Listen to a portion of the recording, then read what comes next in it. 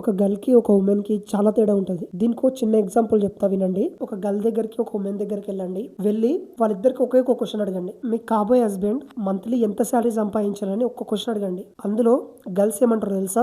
1 lakh for month, 2 lakhs for month, 20 lakhs for month, ఇంకొంతమంది అయితే 50 lakhs for month అంటారు. అదే ఒక ఉమెన్ అయితే కేవలం తనకు 20,000, నేను ఒక 20,000 మా ఖర్చులకు సంపాదించుకుంటే చాలు అని అనుకుంటారు. అది ఉమెన్ మైండ్ సెట్. కానీ గర్ల్ మైండ్ సెట్ ఏంటి? నాకు రిచ్ లైఫ్ కావాలి, లగ్జరీ లైఫ్ ని లీడ్ చేయాలని ఆలోచిస్తుంటారు. అయితే దీంట్లో ఏముంది వినోద్, అంతా కామనే కదా, నార్మల్ గా అందరు ఆలోచిస్తారు కదా అని మీరు అనుకోవచ్చు. బట్ దీంట్లో మ్యాజిక్ ఏంటో తెలుసా? Mature mind. ఈ మెచ్యూర్ మైండ్ అనేది ఉమెన్స్ కు ఉంటుంది తప్ప గర్ల్స్ కి అంత ఉండదు. నువ్వు ఒక 19 నుంచి 22 మధ్యలో అమ్మాయిని పెళ్లి చేసుకుంటే ఒక గర్ల్ ని పెళ్లి చేసుకుంటున్నట్టు. అదే 23 నుంచి 28 మధ్యలో అమ్మాయిని చేసుకుంటే ఒక ఉమెన్ ని మ్యారేజ్ చేసుకుంటున్నట్టు. ఇంట్లో తేడా ఏంటో తెలుసా? 19 నుంచి 22 మధ్యలో అమ్మాయిలు కేవలం వాళ్ళ అందాన్ని, బాడీ స్ట్రక్చర్ ని, అదే విధంగా వాళ్ళు సంపాదిస్తున్న డబ్బును చూసి పెళ్లి చేసుకుంటారు. అదే ఒక ఉమెన్ మాత్రం మైండ్ సెట్ ని, బిహేవియర్ ని, క్యారెక్టర్ ని, ముఖ్యంగా వాళ్ళు అంటారు కదా మనసు అని, దాన్ని చూసి పెళ్లి చేసుకుంటారు. గర్ల్ అయితే నీ దగ్గర డబ్బులు అయిపోయాయి అనుకో, వదిలేసి వెళ్ళిపోరు, కానీ అఫైర్స్ పెట్టుకుంటారు. కొంతమంది ఏమో వదిలేసి వెళ్ళిపోతారు, విడాకులు ఇచ్చేస్తారు. భరణం కింద వాళ్ళే ఇంకా లాక్కుంటారు. అదే ఒక ఉమెన్ మాత్రం